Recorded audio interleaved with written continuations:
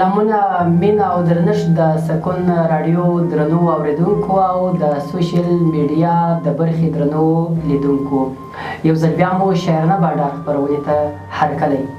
درنو لیدونکو او اوریدونکو، شاعرانه بانډار خپرونه کې موږ بېلابېل شاعران، لیکوالان او ادبپال راتود کوو.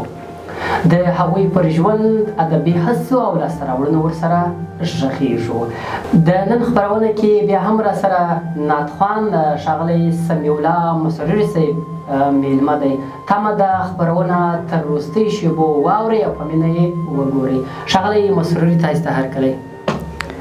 ژوندی اوسئ. زه په خپل وار سره ان سي محترمه سلامونه تاسو ته او د سکون راډیو درنو اورېدونکو ته او د سوشل میډیا درنو کتونکو ته سلامونه، نیکې احترامات وړاندې کوم. هیله مند یم چې د پنجشنبې ورځې تر دمګړی په خیر او خوشحالۍ رسولي. ډېره زیاته مننه ښاغلی مسروري صاحب، کور دې ودان چې خپرونې ته حاضر سولې. که وپوښتو لومړنۍ پوښتنې په ډول ښاغلی سمیع الله مسروري صاحب څوک دی، چیرې زېږېدلی او څومره زده کړې یې ترسره کړي؟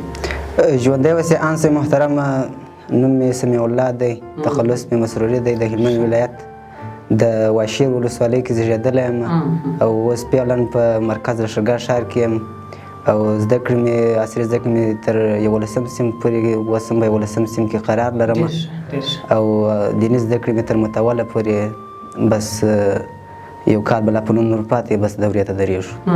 ډېر عالي، ډېر ښه. دیني زده کړو سره سره عصري زده کړې هم ترسره کوئ. که دا راته ووایاست چې نعتخواني کوئ او د نعتخوانۍ تر څنګ شعر هم لیکئ؟ ژوندی اوسئ. ان سي محترمه، نعتخواني کوو خو متاسفانه دا د شعر د برخې څخه شعر برخه نسو لیکلی او مینهوال یې ډېر یو. ښه ښه. او زړه مو دی چې شعر ولیکئ؟ بل یې و خو نسو کولی. ولې مو ترنم ته مخه کړل؟ لامل یې څه و؟ ژوندی اوسئ. ان سي محترمه، بس چې ما دغه نعتونه اورېدل، کوم کلامونه مې اورېدله، نو ما ته ډېر ښه خوند راکوی. مینه مې ډېره ورسره د کلامو د نعتو سره. بیا مې باره په خپل مې وغوښتل چې نعتونه په خپله ووایم، نو تر دغه حده رارسېدلی یم. خپرونې پیل ستا په یو ترنم کوو. ژوندی اوسئ. ان سي محترمه، یو ترنم دی. ډېر ښه. چې یو قدم ومخ ته ږدم او بل قدم وشاته، نو ستا د بېلتانه د غم قصه وکړم وچاته، نو ستا د بېلتانه د غم قصه وکړم وچاته. ته نه یې رب دې مل شه، هر یو یاد را سره دی. ته نه یې رب دې مل شه، هر یو یاد را سره دی. مجبوره یم چې ټوله زړګی تش کړم و هوا ته، نو ستا د بېلتانه د غم قصه وکړم وچاته، نو ستا د بېلتانه د غم قصه وکړم وچاته. باور وکړه لالیه چې ته نه یې خدای خبر دی. باور وکړه لالیه چې ته نه یې خدای خبر دی. زه دومره مهربانه یم، لاس جګ کړم و دعا ته، نو ستا د بېلتانه د غم قصه وکړم وچاته، نو ستا د بېلتانه د غم قصه وکړم وچاته. ما څه کوې قربان دې سم، مجهول تپوس مې مه کړه. ما څه کوې قربان دې سم، مجهول تپوس مې مه کړه. ترنم همدومره و. نو ستا د بېلتانه د غم کیسه وکړم وچاته. ډېر عالي، ډېر خوندور کمپوز او ډېر ښایسته دې ترنم کړ، په ښه ډول دې ترنم کړ. الله تعالی دې نور هم په اواز کې برکت واچوه. څومره موده کېږي چې ښاغلی مسروري نعتخواني کوي؟ ژوندی اوسئ. ان سي محترمه، د تاسو څخه مننه، د تشویق مننه. تقریبا 6 کاله الی تر 7 کاله پورې کېږي زه نعتخوانۍ ډګر ته راغلی یم. ډېر ښه. څومره کلامونه مو ترنم کړي دي او سټوډیو کې مو هم حتما ترنمونه ثبت کړي وي که څنګه؟ ژوندی اوسئ. ان سي محترمه، بلې و، په سټوډیو کې مو کلامونه، ترانې ثبت کړي دي. تعداد یې تقریبا 40 45 الی تر 50 پورې رسیږي. ښه ډېر ښه. د ترنم پیل په اړه که راسره وغږېږئ، کله چې مو ترنم شروع کړ کیدای سي تاسې دا فکر نه کوئ چې تر دې مهاله پورې چې مخته تګ به څه ډول وي راته، او په دې برخه کې کیدای سي له ډول ډول ستونزو سره مخامخ سوي یاست. که یې لږ پر هغه پیل راسره وغږېږئ چې څه ډول مو شروع کړ، په دې برخه کې چا تشویق کړلاست او چا وهڅولاست تر څو مخته تګ وکړئ او د ترنم په برخه کې لا نور هم وځلیږئ. ژوندی اوسې انسې محترمه، پر ځای پوښتنه ما چې اول د واره ترنم ډګر ته زه راتلم، نو اول ترنم چې مې وکړ بیا مې زموږ خوږ شاعر مشر حاجي ادم صفت الله صاحب محترم ته وروښوی. هغه ویل چې ته نور هم ادامه ورکړه ترنمو ته، دې اواز دې انشاءالله کومه ستونزه نه لري. نو بیا ما چې د هغه اجازه واخیستل، نو هغه مشر و هغه، نو بیا مې د نطخوانۍ ډګر ته راغلم، تر دغه وخته پورې بس اخته یم انشاءالله مخته ځم. لومړنی شعر دې په یاد کېږي چې د څه په اړه و؟ ژوندی اوسې انسې محترمه، څه ناڅه مې په یادېږي، هغه نبوي کلام و چې ما ووایي.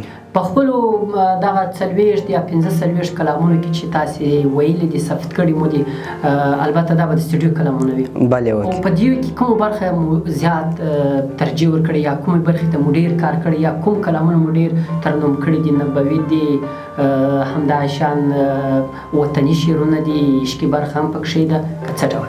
بلې وکې انسې محترمه، اول د واره چې ما کوم کلامونه و نعتونه په سټوډیو کې ثبتول، ډېر اکثره نبوي ترانې و نبوي نعتونه و چې ما ثبتوله.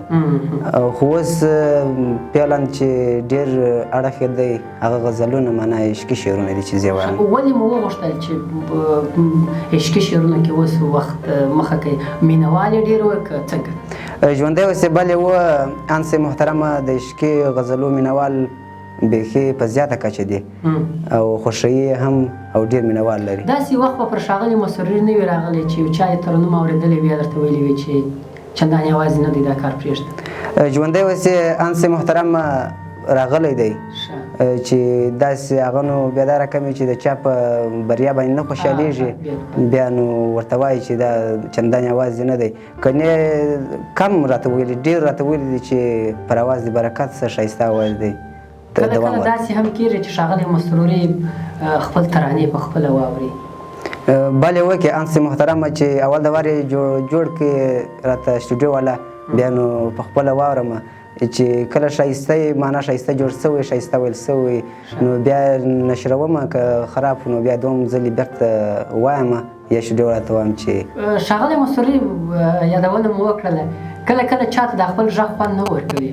تاسې هم د هغو کسانو له ډلې یاست که نه؟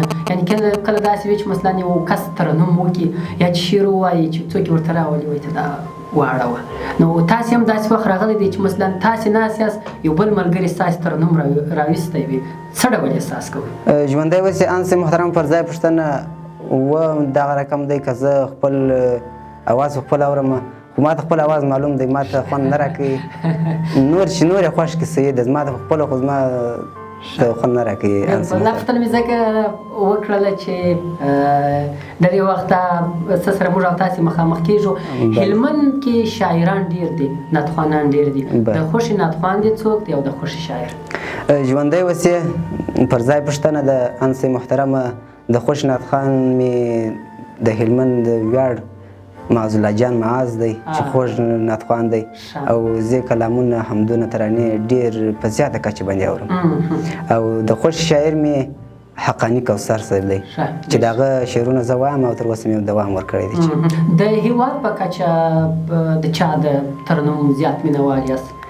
د هېواد په کچه باندې د مخه سید سبحاني آغا صاحب و، اوس هغه که ما نه دي اورېدلي، که نوي کلامونه حمدونه نه ثبتوي، نو عبدالواسع سمیع اوس ډېر پرمختګ کړی دی، هغه نعتونه او کلامونه ډېر زیات خوند راکوي. ډېر ښه ډېر ښه. د نعتخوانۍ تر څنګ سبقان هم وایاست، عصري زده کړه هم کوئ، ورځنۍ دنده مو بل ورسره څه ده؟ ژوندی اوسې انسې محترمه، بس د هغه سبقانو باندې اخته یو، بل کار نسته، نه بل کار لرو، نه ورخلاص شوي کو بل کار. بس د سهار د خوا د سهار د 6 څخه بیا تر تر دغه 11 بجو پورې په درسو د نه زده کړو اخته یو. بیا نو د ماپښین د خوا څخه مکتب دی، د مکتب د درسو اخته نو نه خلاص چې بل کار وکړو، کار خلاص بیا بل کار ته لاس ورکړو. آیا هر څوک ناتخوان کېدلی سي؟ ژوندی اوسې چې وړتیا ولري وړتیا پسې کار، چې وړتیا ولري هر کس کولی شي چې ناتخوان سي. خو چې د کلامونه و ترانې ډېر زیات واوري، مینه ورسره ولري، چې د هر شي سره مینه ولري هغه ځای ته ځان رسولی سي. ان سي محترم یعنې مینه ورسره شرط ده. مینه ورسره شرط ده. اوسني وخت کې چاته ښه ناتخوان ویل کېږي، او یو ناتخوان چې کله د ترنم ډګر ته راځي، د ناتخوانۍ ډګر ته راځي، کوم ټکي باید په نظر کې ونیسي تر څو له ده څخه ښه ناتخوان یا هغه ناتخوان یا ترانه ویونکی چې ټولنه حساب ورباندې کوي، کوم ټکي دي چې باید مراعات یې کړي؟ ژوندی اوسې ان سي محترمه چې څوک ټولنې ته راځي او ناتخوان په نوم باندې ځان ته ناتخوان وایي، خو یو ټکی دا په ځان کې چې دغه ترنم لهجه و کمپوز و دا ډېر سره برابر د اوس په اثر کې چې کوم ما لیدلي دي د ناتخوانان چې کمپوز و طرز یې سره برابر وي او ښه شعر انتخاب ولري، بس دغه پرمختګ دغه ناتخوان کولی سي. که چیرې یو شعر کمزوری وي ناتخوان هر څونه ښایسته اواز دی خو بیا پرمختګ نسي کولی. که شعر ډېر زورور دا اواز کم بیا هم یو څه نه سره سم خو بیا هم ښه دی پرمختګ به یې کولی سي. خو شعر مهم شعر دی چې شعر باید ښه شعر انتخاب سي او ښه طرز او ښه کمپوز ورته جوړ سي، بیا دی کولی شي پرمختګ وکړي په اوس اثر کې تر کومه پورې زه معلومات لرم. ښه، یعنې د ښه شعر انتخاب، غوره کمپوز ټاکل دا د ښه ناتخوانۍ یا د ښه ناتخوان جوړېدو لپاره لومړی شرط دی. بله. ځینې کسان داسې وایي چې موږ خپل د اواز د ساتلو لپاره یا خپل د غږ د جوړېدو لپاره ځینې شیان څخه پرهیز کوو. که په دې باندې موږ هم پوه کړو تاسې کوم داسې څه استعمالوئ یا کوم خوړو څخه ډډه کوئ یا کوم خوړو ته ډېره ترجیح ورکوئ چې ستاسې غږ سالم پاتې سي؟ ژوندی اوسې ان سي محترمه دا واقعیت پر ځای پوښتنه وه د ډېرو څه ما اورېدلي ناتخوانانو څخه چې نعتونه وایاست وایي دغه شی مه خوره دا اواز تاوان کوي. ما نه مثال په طور شلومبې دي و دا رقم دا شیان وایي تاوان کوي، خو ما تر اوسه پورې دا نه ده دا کړنه مې نه ده کړې. بس چې د هر شي سره مینه ولرم بس هغه خورم د اواز بس هغه اواز دی چې الله پاک اواز درکړی په دې باندې نه سره خرابېږي. ډېره مننه ښاغلی مسروي صاحب. د سکون راډیو اورېدونکو او د سوشل میډیا کتونکو نننۍ شاعرانه بانډار همدومره وه. تر یو بلې خپرونې ښې چارې.